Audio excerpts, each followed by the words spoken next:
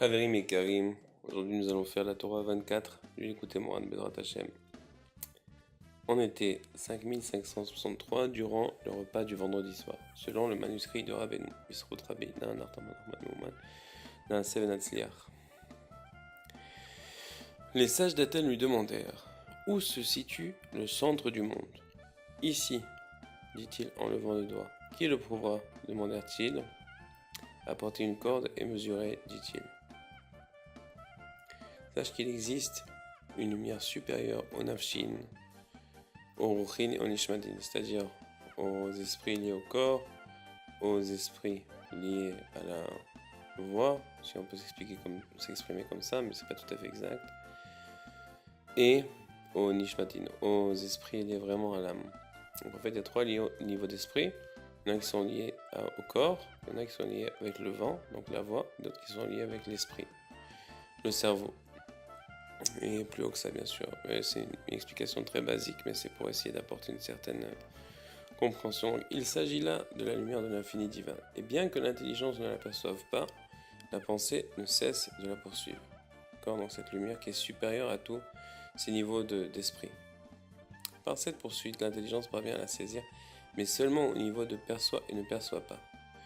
Car en réalité, il est impossible de l'apercevoir puisque cette lumière se trouve au-dessus de Nefesh Ruach ou Neshama. Sache aussi qu'il serait impossible de l'apercevoir, ne serait-ce même au niveau de perçoit et ne perçoit pas, sans la joie dans l'accomplissement des commandements. Car c'est la joie présente dans l'accomplissement du commandement qui permet de parfaire la sainteté et d'élever, d'extraire la vitalité et la sainteté qui se trouve prisonnière des écorces du mal à la manière des 11 épices de l'encens. Donc ça c'est assez opaque, surtout quand on lit en français. Mais en fait, pour essayer de résumer, c'est la joie des commandements qui permet de parfaire la sainteté. Donc comme c'est marqué, d'extraire la vitalité qui se trouve carapace dans les clipotes, donc dans les carapaces impures, à la manière, je dirais, comme la fonction des Echad Esrei Samim, Mamanim, chez la Ktoret, des 11 encens, des 11 épices, disons, de l'encens, ou bien ingrédients de l'encens saint, qui s'appelle les Kétoret. Donc comme elles permettent d'élever la vitalité et la sainteté des clipotes, de la même manière, alors la joie dans les commandements permet de faire la même chose. Il faut aussi dire qu'en fait la joie, elle a un aspect qui est lié au corps. Et le corps, il a une partie dans les carapaces impures. Ainsi, quand tu vas faire les mitzvot avec la joie qui touche tout le spectrum de l'âme, depuis les nafshin jusqu'au nishmatim et même plus, l'yechida, à ce moment-là, tu vas faire en fait qu'il y aura comme un hameçon dans les forces du mal pour les élever. De même manière avec les ktoret, tu en as 10 qui sont dans les bonnes odeurs, une dans la mauvaise odeur, donc qui est associée aux forces impures. Et ainsi, quand tu fais ces 10 ont le pouvoir de relever l'une qui descend comme un hameçon, comme un cheval de Troie à l'intérieur des forces impures pour les élever. C'est un petit peu le concept d'un hameçon, tant dans la joie que dans les épices, si je peux m'exprimer ainsi. En effet, les écorces sont l'aspect du superflu, donc les clipotes, force du mal. Motarot qui veut dire aussi les morts au pluriel. Et donc le superflu, synonyme des morts au pluriel, relève de la tristesse. Comme le relève le verset, toute tristesse contiendra du superflu. Ces écorces et la tristesse correspondent à la rigueur Gevura du jugement, comme dans le verset. Il s'affligera en son cœur lorsque Dieu regretta d'avoir créé l'homme et décréta le déluge. Vainachem Belibo. Et la joie se trouve en effet essentiellement dans le cœur. Moi, je fais une petite parenthèse. Ici, Rabbi Nachman il s'affligea dans son cœur, c'est-à-dire qu'on parle de Dieu qui a eu, entre guillemets, de la peine de détruire ce monde, et c'est marqué Vainachem Belibo. Conséquemment, même Rabbi Israël le dit ailleurs, Rabbi Israël Novodesser, de nos jours, la Tevat Noah, l'arche de Noé, qui nous permet de nous évader de la vague de Kfira, d'incroyance qui s'abat sur le monde et qui s'est abattue déjà depuis longtemps d'ailleurs, c'est Rabbi Nachman. Et Rabbi Nachman, c'est son nom, qui est Rabbi Nachman Mouman. Étrangement, ou bien plutôt coïncidemment, on voit que Nachma, donc le troisième mot, le quatrième, Kaniré aussi, contient le racine Vainachem, que Dieu s'est affligé. Donc Nachman Mouman, qui est 5 mots, permet aussi d'élever et d'inverser tout le mal en bien, comme l'a dit Rabbi Israël d'ailleurs. Donc c'est aussi l'aspect de la joie dans les commandements, c'est aussi l'aspect de la Kétoret. Donc la joie se trouve en effet essentiellement dans le cœur. Comme il est écrit, tu as mis de la joie dans mon cœur. Maintenant, l'exil de la présence divine qui, elle, correspond au cœur, qui incarne la joie d'Israël, l'essentiel de cet exil intervient lorsque la tristesse, autrement dit les écorces, exerce leur domination sur elle. Comme nous le voyons dans « Il l'affligea, s'attrista en son cœur ». C'est la raison pour laquelle, à l'inverse, la sortie des enfants d'Israël de leur exil s'effectuera dans la joie, comme il est écrit, car vous sortirez de votre exil dans la joie. Et pour cela, parce que le service de l'encens, les dectorètes, permet d'extraire la vitalité enfouie dans les écorces, il est écrit « L'encens réjouit le cœur ». Ketoret yesamach levav. Ça, je pense. Oui, smach lev. Aussi, lorsqu'on accomplit un commandement dans la joie, on élève de parmi les écorces la présence divine qui représente le commandement de la joie du cœur. Tout ceci évoque la dimension de Malchut, royauté, présence divine dans le monde de l'action, s'élevant de parmi les écorces. Donc ça, si vous prenez l'attention de le lire bien, ça semble bien. Maintenant, juste vous faire part d'une petite fonctionnalité de YouTube que peut-être vous ne connaîtriez pas. Si parfois vous voulez avancer devant ou derrière, bon ça vous savez comment faire. Mais si vous voulez parfois augmenter le débit, c'est-à-dire pour que ça soit plus rapide, comment je parle, alors là vous appuyez sur en bas, il y a un petit bouton en bas de l'écran. Il y a un bouton qui sert à élargir l'écran et à côté tu as les paramètres et à côté, dans les paramètres, il y a la qualité. On peut mettre donc la qualité en HD parce que c'est possible que vous ne le voyez pas proprement, que ça soit un peu brouillon. Alors à ce moment-là, il faut le mettre en Full HD parce que moi je l'enregistre en Full HD pour vous. Et aussi, vous pouvez changer la vitesse, c'est-à-dire vous pouvez mettre 0,25, 0,50, 0,75. Vous pouvez le mettre plus doucement. S'il y a des concepts qui sont difficiles, vous pouvez le mettre plus doucement, même si ça va avoir l'air un peu retardé d'écouter la voix plus doucement, mais dans certains concepts, ça peut quand même être utile. Par ailleurs, quand parfois j'explique des trucs qui sont par ailleurs très intéressants, mais qui peuvent vous paraître redondants ou non nécessaires, mais soit décider d'avancer en avant, mais là, vous n'êtes pas sûr qu'est-ce que vous allez rater, ou bien de mettre tout simplement avec un rythme de voix accéléré, et là, s'il y a un truc qui vous intéresse, vous le remettez au rythme normal. Donc ça, c'est juste des petites astuces pour qu'on puisse mieux travailler ensemble, parce qu'on est là pour étudier la Torah de Rabbi Nachman, et il faut que ça soit plaisant pour tout le monde. Alors, et lorsque l'homme accomplit un commandement quelconque, il existe une force dans ce commandement lui permettant d'aller et d'éveiller tous les mondes pour servir Dieu, béni soit-il. Nous le voyons dans la réponse de Moshe à Pharaon, qui évoque cette notion dans Exode 19. Avec nos jeunes et nos vieillards, nous irons, avec nos fils et nos filles, avec nos brebis et nos bœufs. Du plus grand au plus petit, le bétail, nous nous élèverons des écorces pour quitter l'exil égyptien dans la joie et servir Dieu dans le désert. Question ici de la sphère Malchut royauté qui habite les sphérotes supérieures, victoire, Netzar, splendeur, Hod et fondement Yesod. Outil de la marche, ce qui correspond à la Torah de Dieu est dans son cœur, ses pas ne chancellent pas. Car la Torah présente dans le cœur se met en marche afin d'éveiller les mondes. Cette idée apparaît aussi dans la marche de mon Dieu, de mon roi en son sanctuaire. Voilà. Voici donc l'explication en langage séphirotique. Je ne sais pas qui a trouvé ce mot, mais sympathique. L'élévation de la Malchut royauté dans la sainteté lui permet d'habiller la marche de mon Dieu, la victoire Netzar, la splendeur Hod et le fondement Yesod pour aller éveiller toutes choses au service de Dieu, béni soit-il. Bon, en fait, comme là on va pas rentrer dans les sphirotes parce que vraiment, si déjà on lit ça en français, c'est qu'on n'est pas nécessairement dans le truc des sphirotes, on va dire la chose de manière beaucoup plus simple. La joie, c'est comme un petit arbre qui va toucher comme une étincelle du moteur qui va faire marcher la machine, comme un petit feu, une petite lumière qui va faire embraser tout l'arbre.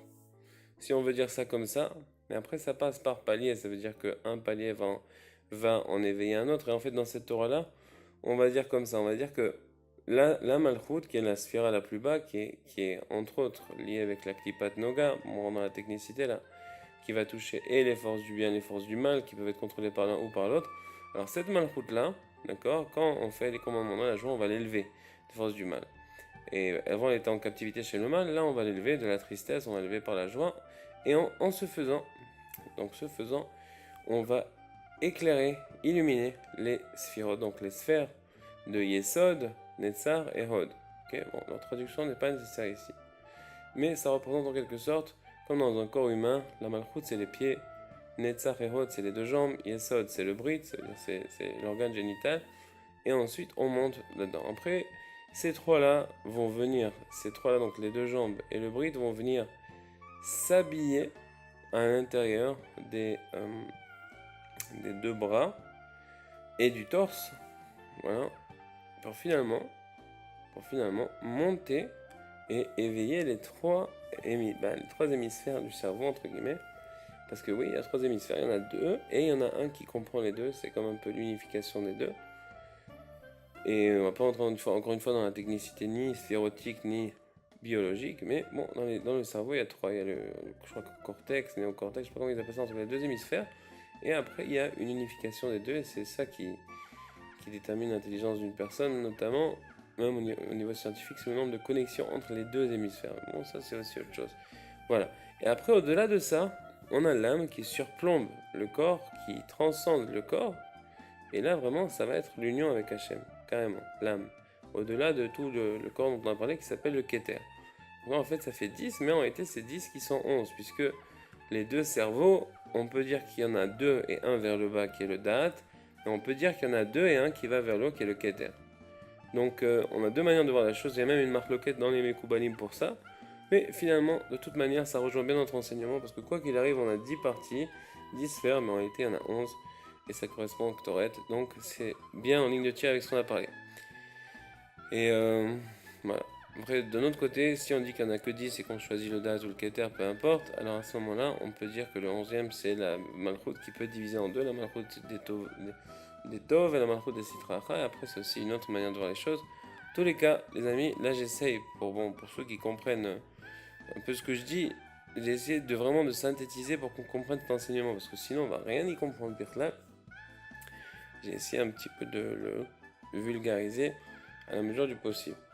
C'est pas pour autant que je connais vraiment ces notions à fond, mais bon, pour ce que je connais, je vous ai dit plus ou moins pour que ça soit compréhensible. Alors, grâce à cet éveil, c'est-à-dire à cette marche, on attire la bénédiction. Alors, la marche de quoi? La marche des pieds, de la malchoute, de la joie, etc.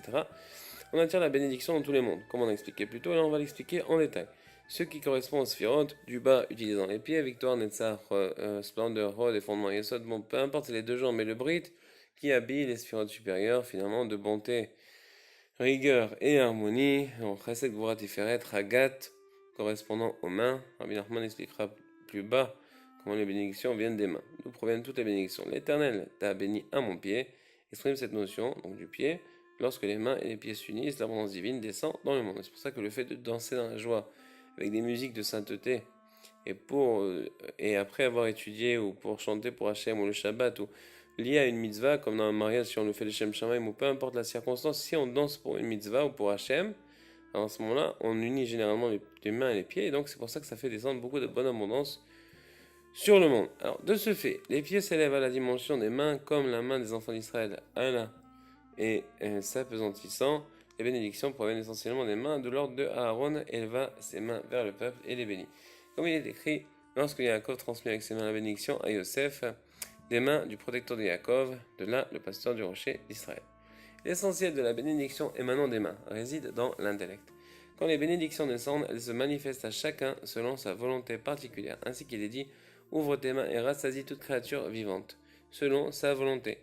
De fait, celui qui est maître de lui-même, intelligent, doit orienter sa volonté de façon à tirer les bénédictions de l'intellect Sechel, de même que Yaakov croisa Sikel, ses mains, intervertissant les bénédictions des fils de Yosef, et que un sanctuaire, ô mon Dieu, préparé par tes mains.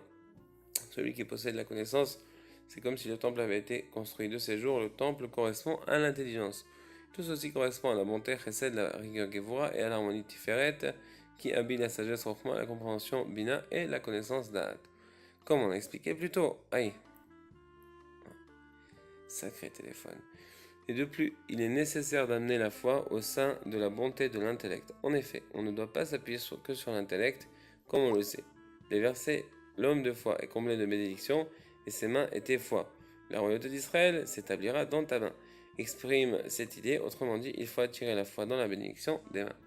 Et je lui ai différé une maison fidèle, digne de foi, et ta foi dans l'assemblée des saints. Exprime également cette idée. La sainteté, dont il est question dans le dernier verset, correspond au cerveau mochin. Il est question ici de la notion de malchut, royauté du monde, de la formation Yetzira qui devient sagesse, chokhma, compréhension bina et connaissance d'Ad du monde de l'action ancia. Ouais, je passe un petit peu, hein, parce on a expliqué l'essentiel, et puis là, on va essayer vraiment de retirer les choses les plus importantes. Alors, la dimension qui organise et contrôle l'intellect, la dimension couronne Keter, se trouve bénie dans l'intériorité des bénédictions, qui est l'aspect raffiné des bénédictions, comme je serai avec toi et te bénirai. Le terme couronne signifie également attente, comme il est écrit attends-moi, Qatar, un moment. En effet, lorsque l'on interroge un homme sur un certain concept, il répond attends un moment jusqu'à ce que je sois prêt. Là aussi, la foi Emouna est requise comme dans un merveilleux artisan Amon. Tout ceci correspond à la couronne Keter de l'action Asiya et construit depuis l'intériorité de la bonté, recette de la Gvura et de l'harmonie Tiferet et depuis l'intériorité de la Malchut royauté de la formation.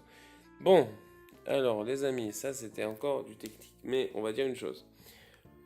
Souvent les gens se posent la question, quelle est la différence entre la Chassidoute Breslev et la Chassidoute Chabad? Bon, déjà c'est deux choses différentes, mais la première chose, juste une petite technicité ici que je voulais mentionner, c'est que, en fait, comme on a parlé plus tôt, il y avait une marque loquette chez les Mekoubalim, qu'en fait il y a Chokhmah Bina Da'at, donc ça c'est Chabad, et il y a Keter Chokhmah Bina, ça on peut l'associer à Na, Nar, Nachma, et après Nachman bien sûr.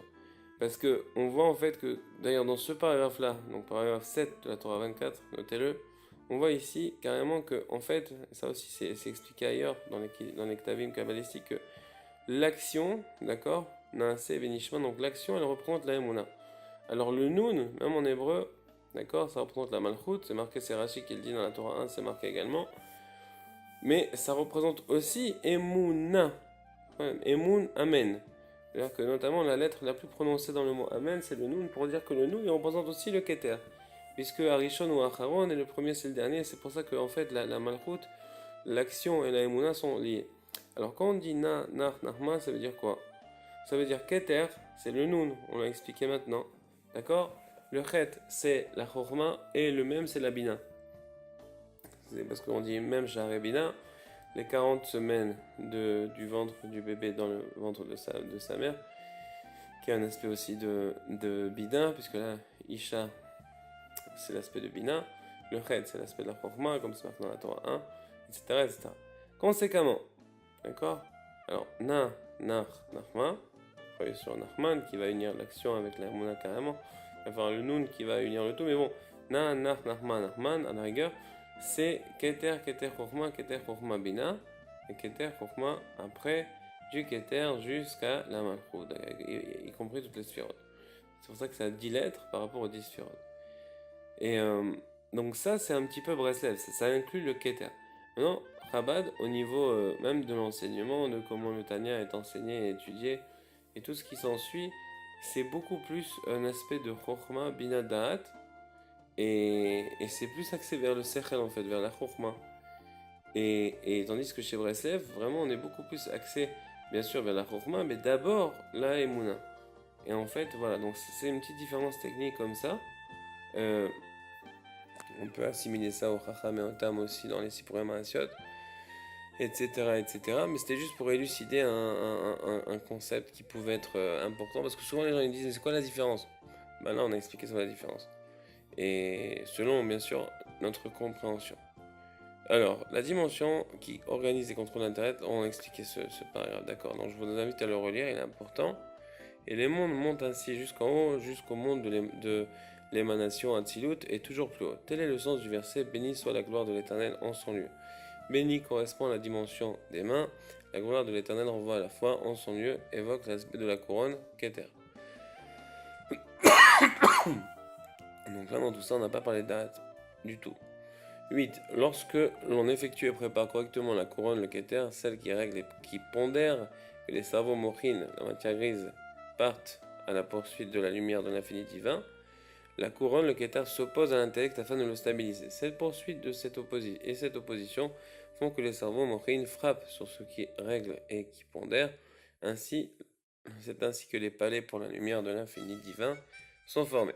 Malgré tout, ces palais et ces lumières restent inconnus et impénétrables. Tout cela apparaît dans le Zohar Parashat Noir depuis l'intériorité de cet écran qui s'oppose à la poursuite de cette pensée. On perçoit et on ne perçoit pas. L'écran est ce qui règle et qui pondère, comme la couronne qui est déployée entre les créatures et le Créateur. 9 palais sont ainsi créés, ils ne sont ni lumière, ni rochine, ni nishmatin. Personne ne peut s'y tenir, Ils sont inconcevables et inconnus. Pourtant, sache qu'il existe du sommet de la connaissance. Le summum de la connaissance consiste en effet à ne pas savoir. D'accord? C'est ce qu'évoque le verset.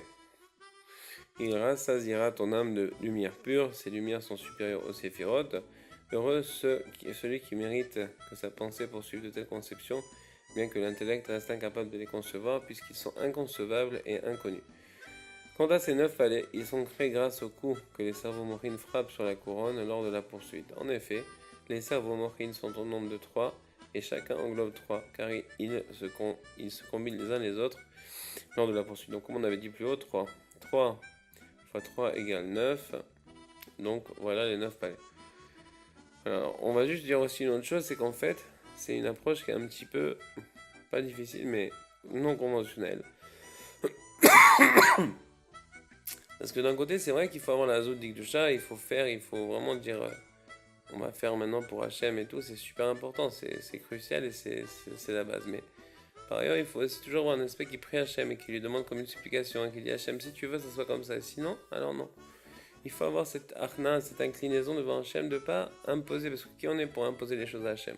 D'un autre côté, il faut aussi avoir un côté comme ça un peu audacieux qui va faire des choses pour Hachem. Et les choses cette balance est très très fine, et c'est vraiment grâce à la Emouna et l'intellect qui vont ensemble se balancer pour stabiliser l'intellect qu'on va réussir à toujours avoir la grâce, qui veut dire toujours trouver la ligne entre l'intellect et la foi, entre l'action et la foi, qui est une ligne qui change, et c'est pour ça qu'on ne peut pas écrire c'est quoi cette ligne, parce que sinon ça serait trop facile, et de toute manière, la grâce de Dieu, elle s'applique différemment à chacune des situations, donc on ne peut pas dire ça c'est comme ça et ça non.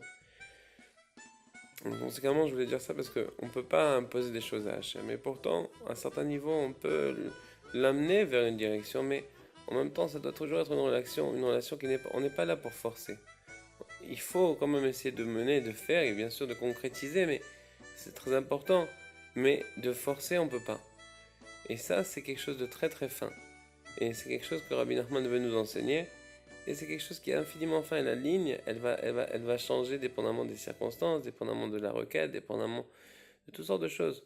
Mais c'est très important de savoir que cette ligne-là, elle existe. C'est la ligne de la grâce divine.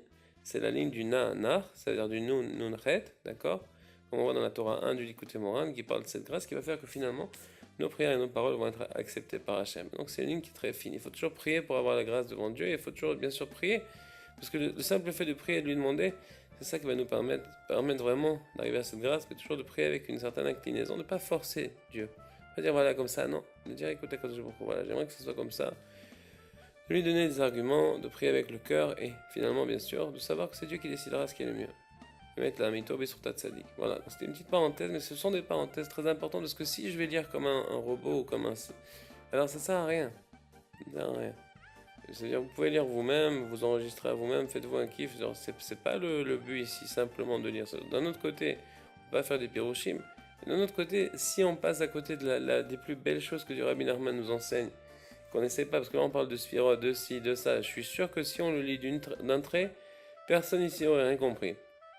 Par ailleurs, le fait de lire ça ensemble et d'expliquer des concepts importants, comme Rabbi Nachman il a dit, Loïka, Midrash et Lama, c'est bon, c'est la Torah qui le dit, mais Rabbi Nachman surtout il a dit, Ani lo rotse Trasidim, Velamdanim, Ani rotse Anche Maaseh. Anche Maaseh, c'est de prendre toutes ces choses-là et de les prendre à cœur pour que ça nous change. Donc là, quand j'essaie d'expliquer des petits trucs comme ça qui influent vraiment la conduite de tous les jours, selon bien sûr le date de Rabbeinu Kadosh, je pense que c'est très précieux, très important. Après, je pense que vous partagerez aussi mon avis, mais vous me le direz en commentaire s'il y a besoin, il n'y a pas de problème. En le lecteur avisé comprendra à quel point il est profond. De même, Rabbeinu m'a fait une allusion, c'est Rabbi Nathan qui parle, à la profondeur de ce secret effroyable qui atteint des niveaux élevés et toujours plus hauts, comme le lecteur peut le constater dans cette Torah. Une brève explication s'impose néanmoins, là voici vraiment Rabbi Nathan, il va nous expliquer des très belles choses sur cette Torah. Alors, la couronne Keter est ce qui règle et pondère les cerveaux mochines. Il s'agit en d'autres termes de la faculté intellectuelle de l'homme lui permettant de régler et de pondérer le cerveau et la connaissance afin de les empêcher de se précipiter à dépasser les limites de l'intellect. Une telle faculté correspond à la couronne Keter comme cela a été expliqué.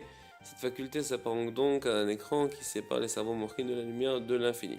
En effet, cette faculté régulatrice et pondératrice retient les cerveaux mochines dans leur course et leur poursuite, les empêchant ainsi d'outrepasser les limites dans leur précipitation pour atteindre l'éternel. Les cerveaux mochines partent à la poursuite de la lumière de l'infini divin, mais cette faculté intellectuelle dont nous avons parlé, celle qui règle l'équipe mondaire de l'ordre de couronne qu'étaient les cerveaux mochines, se tient devant eux comme un écran et les retient dans leur course, comme cela a été expliqué. Cette poursuite et cette opposition, etc., il s'agit de la poursuite, l'élan, effectué par les cerveaux mochines pour atteindre la lumière de l'infini.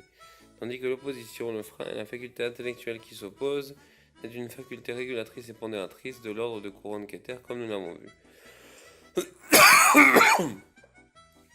Ces deux facultés sont en interaction. Les cerveaux mochines frappent et cognent contre ce qui fait écran, qui règle et qui pondère la couronne qu'éther dont nous avons parlé. Grâce à cela, cette interaction, c'est ainsi que les palais pour la lumière de l'infini divin sont formés. En d'autres termes, c'est ainsi que la notion de réceptacle et de palais se forme dans la spiritualité suprême, dans le but de permettre de saisir et d'effleurer la lumière de l'infini, béni soit-il, de l'ordre de perçoit et ne perçoit pas. En effet, dans cet obstacle dont nous avons parlé plus haut, personne ne pourrait retenir les cerveaux mochines dans leur poursuite et dans leur course, et les cerveaux mochines disparaîtraient totalement. L'homme verrait son existence anéantir puisqu'il est impossible de saisir la lumière de l'infini. Mais par l'intermédiaire de ces deux dimensions de poursuite et de retenue, se créent les clôtures et les palais évoqués plus haut qui permettent d'appréhender la lumière de l'infini au-delà de l'ordre du perçoit et ne perçoit pas. L'explication de l'expression perçoit et ne perçoit pas est connue de ceux qui sont doués de compréhension, c'est-à-dire dans la Kabbale. C'est ça que ça veut dire doué de compréhension. J'aurais voulu que ça soit marqué ici d'ailleurs. C'est pas grave. Il est question en fait de parvenir sans parvenir, c'est-à-dire de poursuivre et d'arriver à une perception sans toutefois parvenir à la percevoir réellement, ce qui s'effectue du fait de cette poursuite et de cette opposition. Donc c'est comme voir du coin de l'œil, c'est comme effleurer une notion, et c'est très très précieux ça, parce qu'en fait c'est l'union de la foi et de la compréhension, c'est magnifique, c'est vraiment magnifique, c'est la ligne de la grâce, c'est incroyable. Vraiment c'est très très beau parce que par rapport à cette ligne de la grâce qu'on pourra percevoir, par rapport à ce qu'on arrive à percevoir sans percevoir, on pourra voir où est-ce qu'il est notre niveau de foi. Et avec la joie dans les mitzvot, ce qui veut dire la foi qui nous permettra d'être toujours plus joyeux dans les mitzvot qu'on fait, on arrivera à des plus hauts niveaux à chaque fois. Et donc c'est magnifique, hein, car malgré leur formation, leur existence, les palais en question restent inconnus et impénétrables. Personne ne peut s'y tenir, ils sont inconcevables et inconnus, comme nous l'avons vu. Il est impossible de se représenter par intelligence ce que l'on saisit de ces palais, car ils se trouvent supérieurs au Nashin, au Ruchin et au Nishmati. Ce sont au-dessus de toute perception intellectuelle, ils sont supérieurs aux sphirotes, etc., comme l'explique Rabbeinu dans son langage.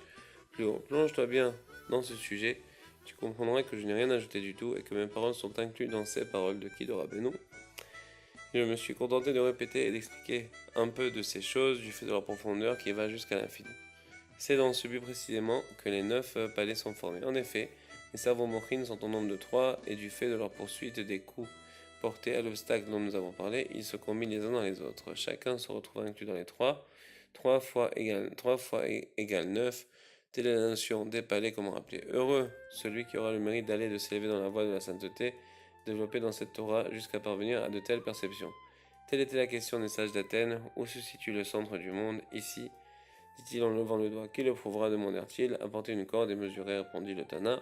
En d'autres termes, ils lui demandèrent comment parvient-on à percevoir la lumière de l'infini divin, centre du monde à partir duquel tous puissent vitalité et l'abondance, comme appelle la Venashtia, la pierre d'abondance, qui est supposément sous le cotel apparemment. Oui, je crois qu'elle est là-bas. Exactement, c'est la pierre d'abondance spirituelle que Dieu a créée, la première pierre que Dieu a créée dans le monde et qui nourrit tout le monde. Donc c'est très très fort comme concept. Et voilà, donc il y a aussi beaucoup d'autres secrets, mais qu'on ne révélera pas ici. En levant son doigt, il fait référence aux bénédictions, comme dans Aaron éleva ses mains et les bénit, Aaron. Autrement dit, grâce aux bénédictions, les cerveaux mochines frappent la couronne, le keter, ce qui entraîne la formation des palais, comme nous l'avons vu. Palais en hébreu, c'est Echalim. Qui le prouvera, demandèrent-ils, qui pénétrera dans ces chambres de substitution, Echalat Atumurot, voir plus loin, dans le lieu des écorces, Makom Aklipot, pour élever les halot, extraire la sainteté, la Kedusha qui est prisonnière, comme le fait l'encens, ainsi que nous l'avons vu dans le chapitre 2. Cette élévation permettrait aux bénédictions de monter, c'est-à-dire d'en sortir, comme nous l'avons vu, telle est le sens de l'expression utilisée par les sages d'Athènes, qui le prouvera, mi-emar, au sens de substitution, comme dans le verset, on n'examinera pas s'il est bon ou mauvais, et on ne le remplacera Amer et Mirenu à propos de la dîme sur le bétail. Il leur répondit, apportez une corde et mesurez, on élève, on extrait les écorces de la sainteté, essentiellement avec la joie, et dans les temps futurs, les enfants d'Israël sortiront de l'exil dans la joie, ainsi qu'il est dit, il est annoncé car vous sortirez dans la joie. C'est pour ça qu'on danse sur les camions, les gens ils disent vous êtes fous, mais on n'est pas fous, non, c'est pas du tout. Parce que c'est ça la Géoula, c'est de danser dans la joie, la Géoula elle vient que dans cette joie-là. Et on chante avec cette force, le nom du tzaddik, qui inverse le mal en bien, et qui nous permet de faire le même travail que les Kétoret, parce que son nom même, c'est la joie pure, à l'état pur. C'est quelque chose d'extraordinaire, de nouveau dans le monde. C'est la joie à l'état pur qui est marquée en 5 mots, en 10 lettres. En 4 mots et en 10 lettres, en plus le Mouman, ça veut dire que quand on dit et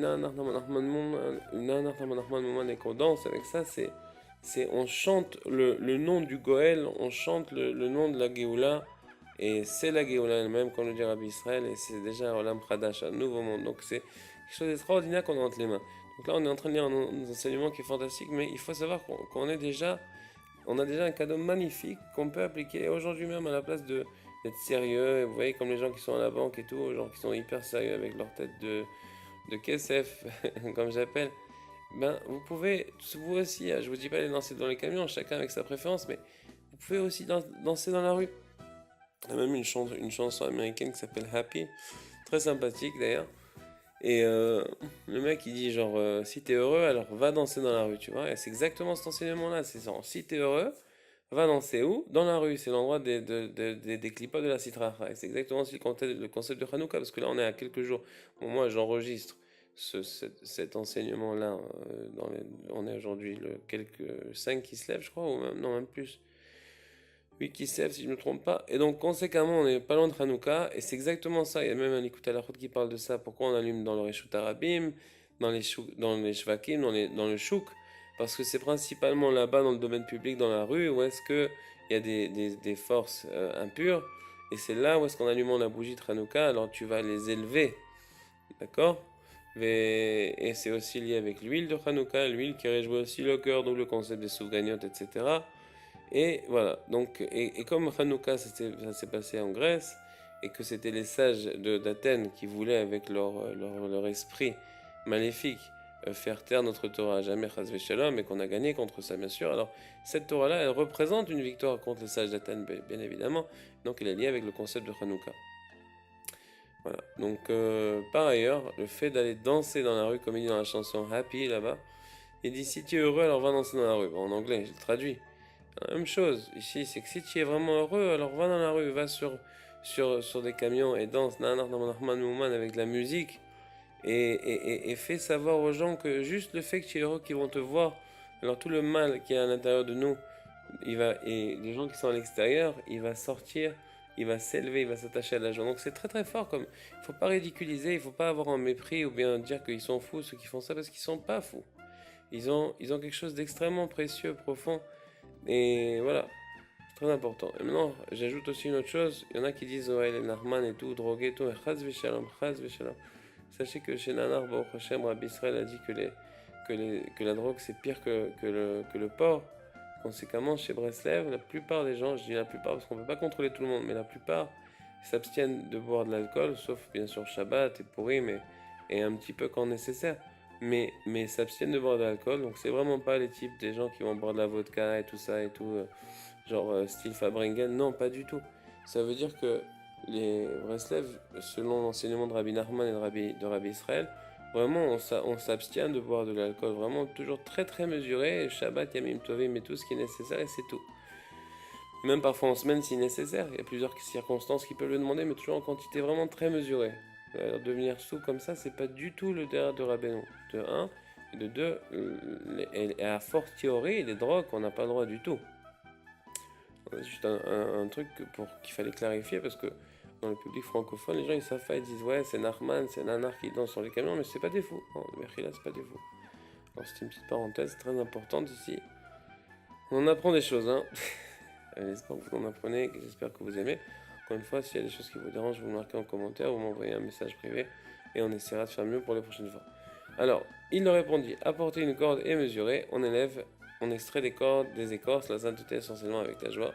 Dans les temps futurs, les enfants d'Israël sortiront de l'exil dans la joie, ainsi qu'il est annoncé, car vous sortirez dans la joie. Vous sortirez où? Dans la rue, pour montrer votre joie. Pirouche. Mais bon, alors vous sortirez dans la joie, alors que les écorces, qui vesimrat et tseu, alors que les écorces disparaîtront définitivement. Cela justifie sa réponse à porter une corde et mesurer par vous-même, ce qui signifie les écorces seront annihilées par vous et malgré vous, les nations. Vous, c'est qui? C'est les nations. En effet, vous ramènerez vous-même la maison d'Israël depuis l'exil vers sa liberté, car Israël est surnommé corde, comme nom, car ce peuple est la part de l'Éternel, Yaakov est la corde, la mesure de son héritage. Il est écrit par ailleurs, et ils amèneront tous vos frères du milieu de chaque nation, la maison d'Israël. Nous y voyons que chaque nation conduira de ses propres mains la maison d'Israël depuis l'exil. La joie débordera en 7 ans, comme il est écrit. Alors on s'écria parmi les peuples, l'Éternel a fait entendre de grandes choses pour ces gens. Nous sommes joyeux. Grâce à la joie, les écorces s'annuleront, et même que, puis David vainquit, il les mesura au cordeau, les faisant coucher par terre. Et mesurer fait référence à la mesure destinée à les annihiler. Bon alors, les amis, c'était très beau. J'espère que vous avez passé un bon moment. Alors, Hachem, on va passer à la Torah 25. On va faire quelque chose de super. Encore une fois, il y a beaucoup de commentaires et beaucoup de trucs qu'on dit quand c'est nécessaire. Il y a des Torahs entières parce que j'ai rien dit, j'ai lu comme un robot. C'était pas grave, c'était bien aussi. Parce qu'il n'y avait rien de particulier à dire, ou bien que rien que j'ai trouvé à dire. Mais quand il y a des trucs qui peuvent nous aider, alors je me permets de les dire. Bon, on a assez épilogué là-dessus. Voilà. Alors, vous pouvez poser, avancer, arrêter. Voilà. Et si ça va dans votre goût, alors envoyez-moi des commentaires positifs. Ouais, c'est super. Si c'est vraiment des commentaires trop négatifs, ben on avisera. On refera la vidéo simplement en mode genre robot. Et voilà, j'espère que ça vous a plu. Et que Dieu nous permette d'accomplir toutes les paroles magnifiques de Rabbeinu, de les comprendre, de les appliquer avec notre cœur et notre esprit, et de nous sanctifier, et vraiment de nous attacher au tzaddik de plus en plus, à Kadosh Baruch Hu de plus en plus, surtout que la tzaddikim, Rabbinan, Arman, Arman,